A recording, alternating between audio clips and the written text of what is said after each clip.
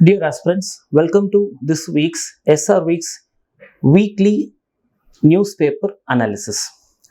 We will try to analyze and discuss the most important articles from various newspapers related to UPSC from the perspective of prelims and mains.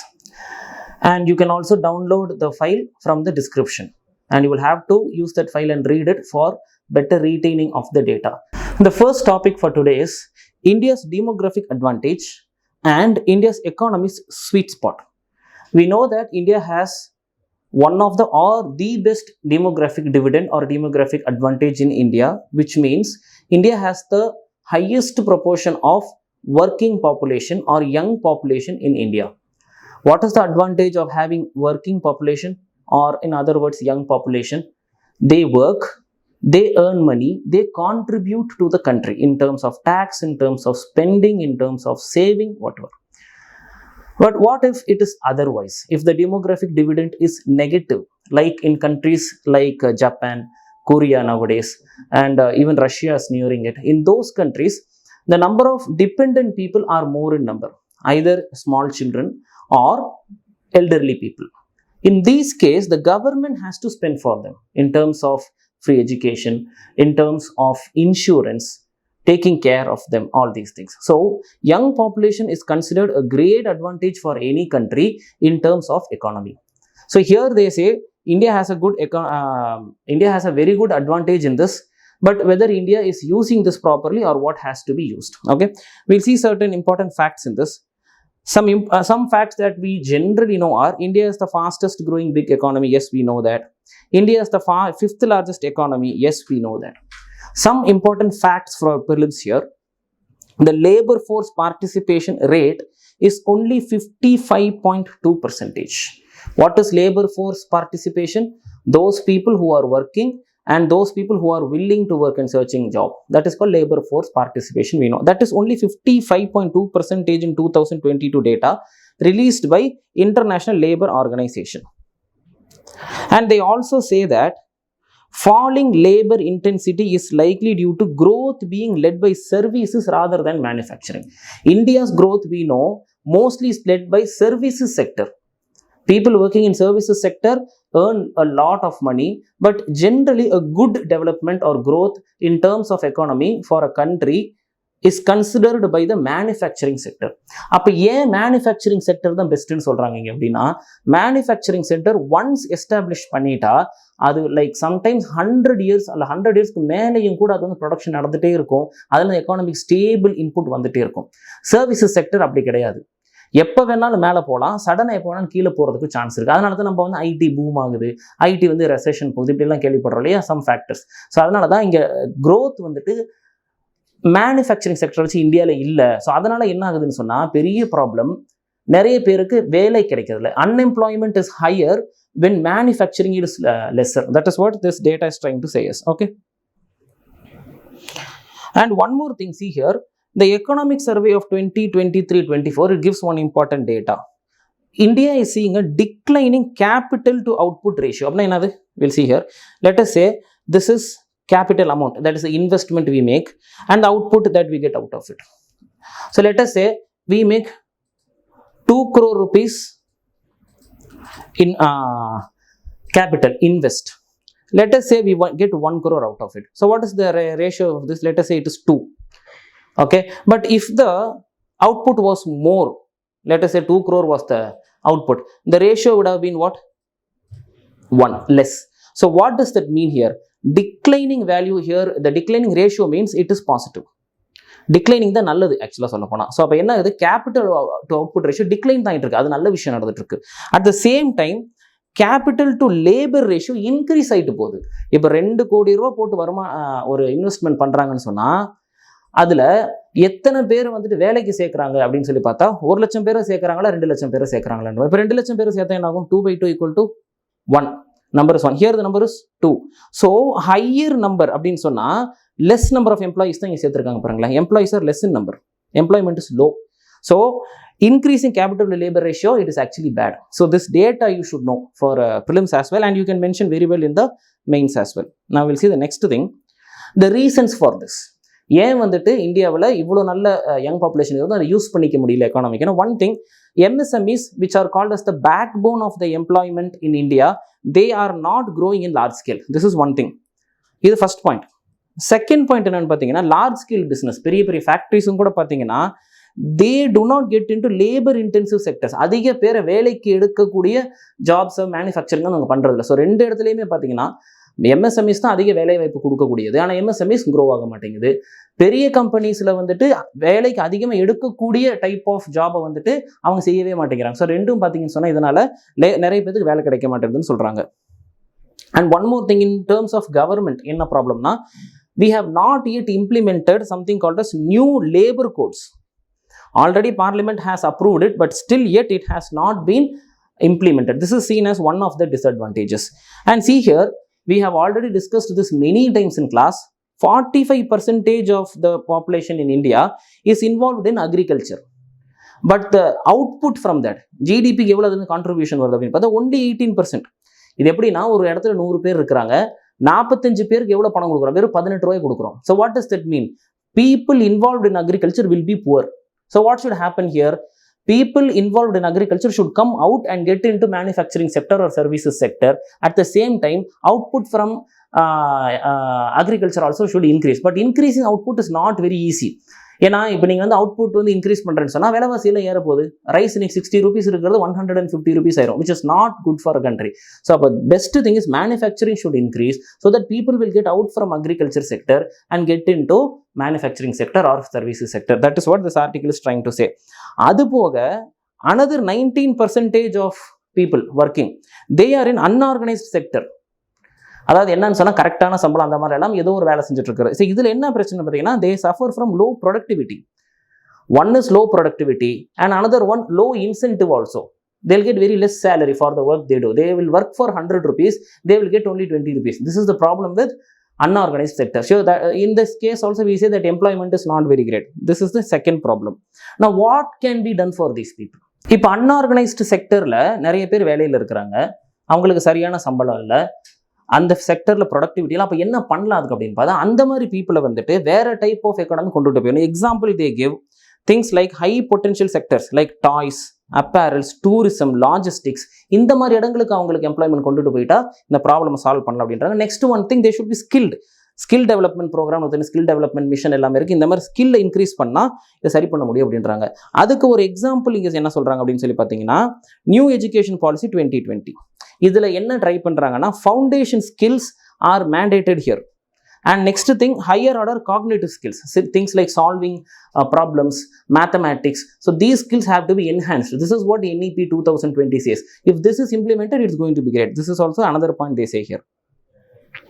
Next one, impact of artificial intelligence and machine learning. So what this will do? This is going to do many great things. It is already doing many good things or great things. But what is the problem with this? It will reduce employment. ஏன்னா இப்போ 4 software engineer செய்ய வேண்டியது ஒரு artificial intelligence செஞ்சுட்டு போயிடும். So இப்போ people loose job. But here they give an exception or they give an extra detail here. Not everyone are going to lose job. Those jobs which are like repetitive task, ஒரே வேலை திரும்ப அப்படி செஞ்சுட்டே இருக்கிற வேலை, அவர் brain பெருசாக use ஆகாமல் அப்படி செஞ்சுட்டு இருக்க வேலை, இந்த மாதிரி வேலையில் என்ன பண்ண மெஷினே செஞ்சிடலாம், மெஷின் வந்து ரீப்ளேஸ் பண்ணிடும். So these types of jobs should be taken care of.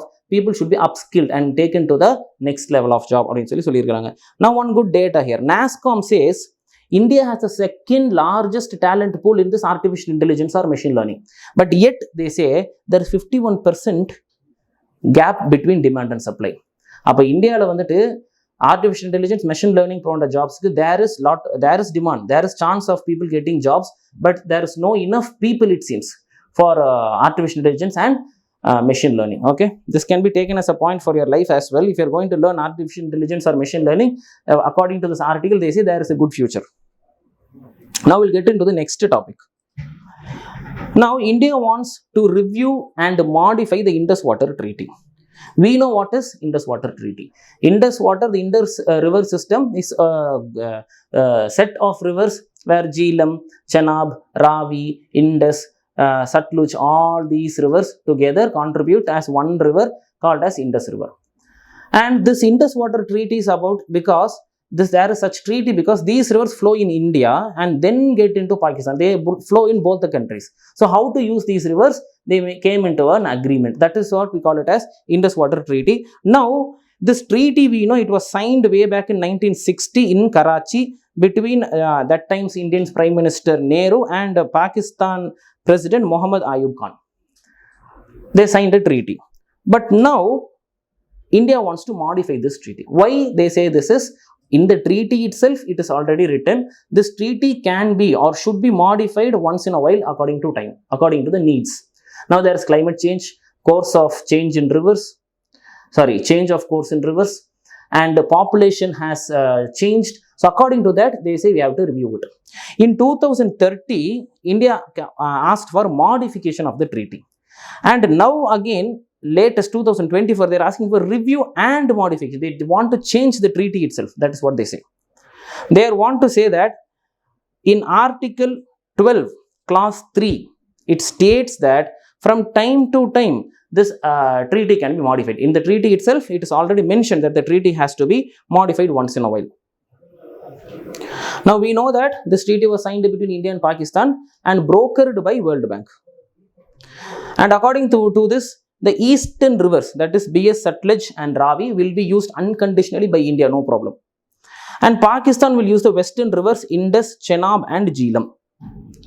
But the problem with this is when you take into a collective amount of water of all these rivers, only 30% of water is used by India, but 70% of water is used by Pakistan. So this is sometimes considered by India as an unfair agreement as well.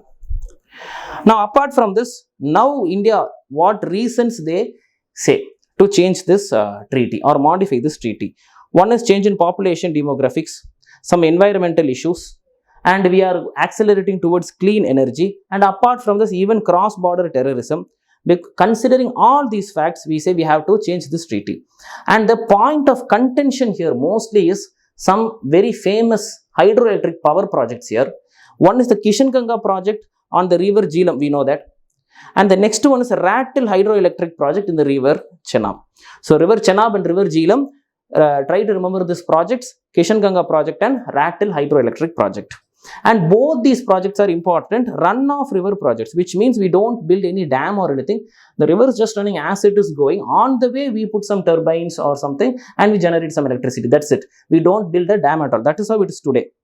But Pakistan has repeatedly said that both these projects are violating the Indus Water Treaty, though it is runoff project. Because according to the treaty, India can use these eastern rivers before entering Pakistan without stopping them. We can use them. That is what India is doing in the Kishangangai project and Rattle project. But yet Pakistan accuses that this is against the treaty. Now, how the modification can be done? There are various ways for this, which are already mentioned in the treaty. These are important for you. Now, we'll see some examples for this. In 2015, Pakistan asked for a neutral expert because this is mentioned in the treaty. If you want to negotiate this treaty, change anything in the treaty, what you can do? You can call someone as a neutral expert and then examine and then go for modification. According to this, they asked for a neutral treaty. But suddenly after some time, they changed their mind. They said, no, not only neutral expert, we will also go for permanent court of arbitration. They said, we want to go to the court. And they said, they first said they go for neutral expert, then they said they want the court, but India refused this. Why India refused this? They said, you asked for neutral expert, now you are asking also for court.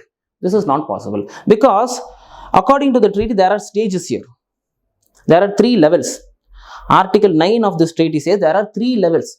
If you have to change this treaty or if you have to discuss anything. First thing is, they will discuss at the level of Indus commissioners of 2 countries. From both the countries, there will be people called Indus commissioners. They will discuss.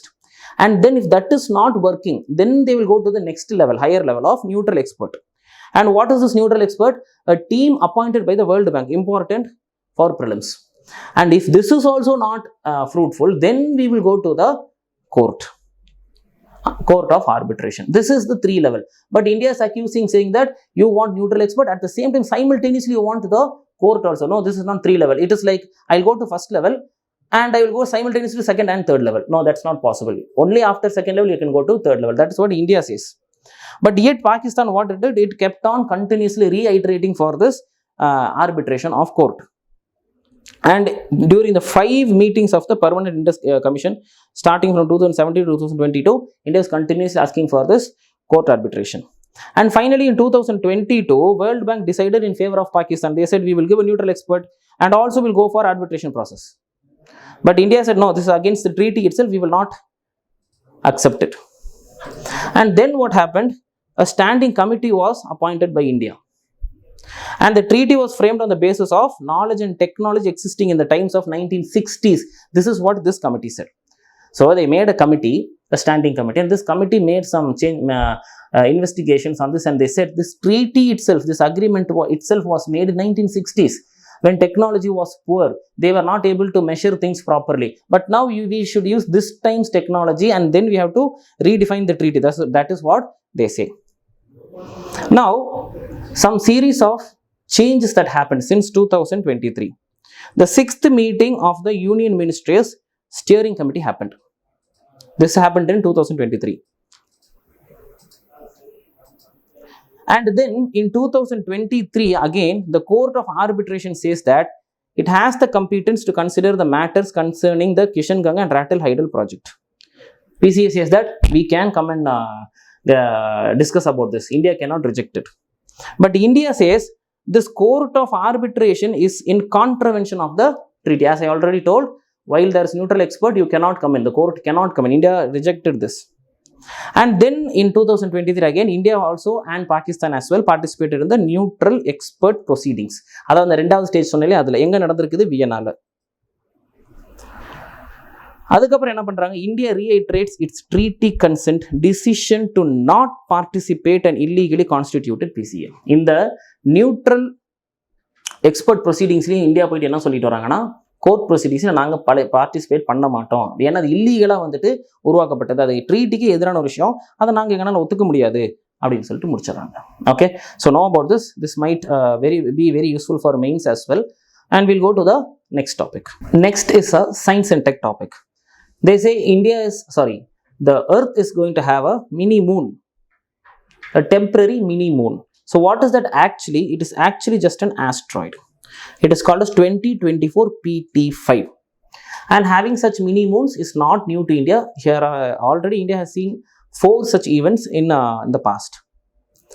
And apart from this, sometimes the space debris from Chang'e 2 and lunar prospector missions have also been considered as mini moons, for mistaken as mini moons sometimes. And it is discovered by this asteroid is seen by a telescope called as ATLAS, which means Asteroid Terrestrial Impact Last Alert System, and it is funded by NASA. So ATLAS is a telescope by NASA. Try to know this prelims fact. The next topic is about simultaneous polls. We know that from the next Lok Sabha polls onwards, India will have simultaneous polls. That is Lok Sabha election, all the state assembly, state government election, and also local government election, panchayat, municipality election, everything will happen at the same time. And why this is being done? Due to various reasons, like one is expenditure. For every election, hundreds of crores of money is spent, and having different elections at various different times, it is waste of public money of thousands of crores. This is the argument on this side of having one nation, one poll. And the second one is waste of time by the bureaucracy and the workers. Now you and I would have experienced this in real life. You go to a government office, you go for some service, they say the person is not available there. Why? He has gone for election duty. But last month when I came, he went for election duty. That was local polls. This one, state polls. And after some time, he'll go for Lok Sabha polls, election duty. Every time people go for election duty. And some of these people are school teachers as well. It impacts education as well. So it is waste of money and waste of resources and time. So why not one election together for the entire country? So one expenditure, one time usage of resources. This is what is the concept behind one election for the entire country. Now we'll see some important points here. So they have said that such elections will happen in 2 phases. In the first phase, Lok Sabha and legislative assembly elections will happen, and the second phase, which will be held within 100 days of the first phase, in that local elections will happen. This is the present idea of how this one nation, one election will happen. And for this, some constitution amendments have to be made. And in some amendments, they need ratification of more than 50% of states as well. We'll see that why and what. We said there will be two amendments. The first one amendment is, this is to say that election will happen for Lok Sabha and state legislative assembly simultaneously, and this election needs a special majority from both Lok Sabha and Rajya Sabha for this bill to be passed, because we know amendments can happen in three different ways. One is simply by simple majority, also some amendments can happen, and another such certain amendments will require special majority, which we are seeing here right now. And the third one is, some amendments will need special majority plus ratification of 50% of the states. Now this first amendment needs just special majority. What is special majority? They are explaining it as well here. So half of the total membership of the house have to first say yes. Total membership, if 545 is the total membership of Lok Sabha, half of that number of members should first say yes. And then apart from that, how many are present in that house on that day, how many people are present in that house, members are present in that house, out of that 2/3 have to vote for that bill. If both these conditions are satisfied, then we will say special majority is satisfied. And the second amendment is for elections happen for local body elections also simultaneously. But the problem is, election to local bodies is present in the state list. So now they are going to change something in the state list. So because of this amendment needs special majority. Additional to that, it needs ratification by 1/2 of the states. So how many states are there in India? Out of that, 50% of states have to accept this. And some important points on how this works, the roadmap. They are going to insert one article called as Article 82A. This is through the first bill. And what does this article say is, when the election will happen, a date that will be called, which is called as the appointed date. They will say a date, they will notify a date. From this date, the election is going to happen. That is called appointed date. But in that case, let us say already state elections happened in different times now, as of now. Let us say already a state election has happened, only 3 years have passed. Only 3 years, 10 years over. 2 more years are there. No use in that. They will just dissolve the state assembly at that time. In 2029, election is going to happen. If a particular state government has ruled only 3 years out of the 5 years, they will just dissolve it. And then again, they will have one election. And that election will be for the rest of the dates, the rest of the time. This is how they say. Now, if a state assembly or Lok Sabha is dissolved before the end of its full 5-year term, a mid-term election will take place. That is what we said now. Now, the newly elected state assembly will only serve for the remaining period before the next simultaneous elections. Okay, so they will not serve another 5 years, but they will only serve for the next remaining term. Whatever term is left for the next Lok Sabha election, that one nation, one election, until that they will serve the term. That's all. Now, there is an exception also they give here. If there is a situation when the election cannot happen in a particular state, then what will happen? Then if the election commission so believes, if election cannot happen in a particular state assembly, then they can send a recommendation to the president saying that election cannot happen for right now. But the next election, the forthcoming election will simultaneously take place. அதாவது நாடு ஃபுல்லாக election நடக்குது, India ஃபுல்லாக ஏதோ ஒரு அசம்பிளியில் election நடக்க முடியலன்னு election commission நினச்சா அவங்க பிரசிடென்ட்டுக்கு ஒரு லெட்டர் அனுப்பிச்சிட்டு அதை அப்போதைக்கு தள்ளி வச்சுட்டு கொஞ்சம் சரியானோட மறுபடியோட எலெக்ஷன் நடத்திடணும், அதான் சொல்லியிருக்காங்க. And one more thing, they will provide one single electoral roll. இப்போ எலக்ட்ரல் ரோல்னா ஒரு எலெக்ஷன் நடக்குது, அந்த எலெக்ஷனுக்கு எலக்ட்ரல் ரோல் இருக்கும். ஆனால் இந்த சிங்கிள் எலக்ட்ரல் ரோல்ல it will have the details about entire Indian citizens. Every voter in India details will be here in this single electoral roll. And for this amendment also, there should be ratification by half of the states in India. So this is what about the one nation, one election, how it's going to happen. The next topic is about Madrasa law. In Uttar Pradesh, they have made a new law regarding the madrasas. Okay, madrasas is a learning place for Muslim students. We know this. Now we'll see some details in this. Now, who has filed this case? National Commission for Protection of Child Rights. They have said that education given in madrasas, it is not comprehensive. So, it is against the right to education. They say textbooks in these institutions teach only about the supremacy of Islam. Students do not get other important knowledge. That is what is the case is here.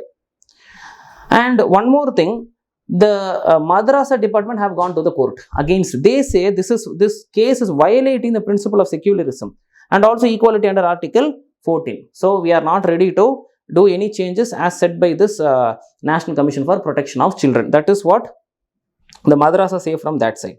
Now we will see some details about what is Madrasa. It is an Arabic word for an educational institution, school அப்படின்ற மாதிரி வச்சுக்கோங்களேன். When it started from 10th century onwards, that's when it started. And where it started first, place is called Khorasan and Transoxania. Where is this place? It's actually in modern days northern eastern Iran and Central Asia and Afghanistan. இந்த ஏரியாஸ்ல தான் முதல்ல அந்த மதராசான்ற concept வந்திருக்கு, teaching place அப்படின்னு சொல்லிட்டு. Now we'll get into some prelims facts. There are two types of madrasas. They say recognized and unrecognized. What is recognized? They come under the state board, Madrasa education. State board for Madrasa education தனி ஒரு board இருக்கு, அந்த board கீழே வந்துருவாங்க. Unrecognized, here the curriculum is prescribed by the seminary such as Darul Ulum, Nadwatul Ulama. எங்க இருக்குன்னா லக்னோவில் இருக்கு, அப்படி இல்லைன்னா Darul Uloom Deoband. These two organisations they create the syllabus for unrecognised madrasas. And out in the madrasa there are two categories as well. Now one is Madrasa Darse Nizami. This one, it is run by public charity, and so they are not bound to follow the school education curriculum of that particular state. This is first type, Madrasa Darse Nizami. Second one, Madrasa Darse Aliya. Here this is affiliated to the state's Madrasa Education Board. In this case, Uttar Pradesh's Board of Madrasa Education. And this board is governed by the state government. This is one more important point. And teachers and other officials, all these people are appointed by the state government. Try to note down these important points. And what they study in madrasas, for what they study. The steps are like this. To become a Maulvi, which is equivalent to 10th standard, we can say. And then the next level, after finishing Maulvi, they go to Alim, which is equivalent to 12th standard. And then is Kamil, which is equivalent to a bachelor degree. So, Maulvi, Alim, Kamil and Fazil. Most of the languages used are Arabic, Urdu and Persian. And most madrasas, but naturally they follow NCERT curriculum, it seems, recognized madrasas, where normal subjects like mathematics, science, Hindi, English, sociology, all these are compulsory subjects. In a recognized madrasa which follows NCERT, all these subjects are compulsory. Apart from this compulsory subject, they have optional subjects, Sanskrit or Diniyat. So in case of Sanskrit optional paper, if a student takes, there Hindu religious scriptures and other religious teachings are also taught, but this is optional subject. And what about the funding? State governments and central governments fund. In the case of central government, they have a scheme called Scheme for Providing Education to Madrasas or Minorities, called as PEM. What is PEM scheme? Funding for madrasas. And there are sub schemes under this PEM scheme. One is Scheme for Providing Quality Education in Madrasas. Second one, Infrastructure Development of Minority Institutions. So that is SPQEM and IDMI. These are the two sub schemes under this. And both these schemes, all this SPEM, everything come under Minority Affairs Ministry. But now it has been changed to Ministry of Education since April 2021. Before that, this entire funding was under Ministry of Minority. Now it is under Ministry of Education. Now we'll go to the next topic. Trump has said India is a big abuser in terms of economy. This is not new. Many times this has happened because the trade balance between India and US, India has a positive trade balance. We know this. India has positive trade balance with very few countries, and US is one such. And they accuse India saying that they enjoy some trade benefits, saying that they are developing countries, they enjoy some trade benefits, but they are having an upper hand in trade. So they say, Trump has said that India is a big abuser of US protectionism. And now this is a signal for US protectionism. So Trump is known for US protectionism policies. So like increasing the trade tariffs and all. Okay, so like that, we are expecting something like that to happen if Trump comes to power. This article says this could impose more increased tariff on India's goods. And US calls India, US or particularly Trump and his group of people, they call India as the tariff king. And one more thing, it would introduce 100% tariffs on countries attempting to move away from using the US dollar for international trade. US is planning, or Trump and his party are planning to impose 100% trade. எந்தெந்த எல்லா கண்ட்ரிஸ்க்கும் இல்லை, எந்த கண்ட்ரியெல்லாம் US உடைய dollar வந்து international கரன்சியை ஒத்துக்காம வேற கரன்சிக்கு மாற try பண்றாங்களோ அவங்களுக்குலாம். அப்போ இந்தியா அதில் வருமானு கேட்டால் தேர் ஆர் சான்சஸ். ஏன்னா லாஸ்ட் இயர் கரண்ட் அஃபேர்ல நிறைய டைம் நம்ம பார்த்தோம், India is trying to make rupee as an international currency. ருப்பிலே ட்ரேட் பண்ணி நிறைய ட்ரை பண்ணிட்டுலாம் இருக்கிறாங்க. ரஷ்யா கூட ரஷ்யன் கரன்சியில் ட்ரேட்லாம் பண்றாங்க. ஸோ என் கரன்சியை ஏற்றுக்காதவங்களுக்கு நான் எதுக்கு வந்து ட்ரேட் பெனிஃபிட்ஸ் கொடுக்கணும், நான் 100% டேரிஃப் போடுவேன் அப்படின்னு சொல்றதுதான் ட்ரம்போட கான்செப்டா இருக்கு இப்போ. Okay, and some factual details. US is the India's largest trade partner. And one more thing, that the value is $120 billion. It is more than China. But with China we have trade deficit, but with USA we have a trade benefit. So that is the difference. That is, which means we export more, we earn more by international trade with US than spending more for import. So we have a good trade balance with US.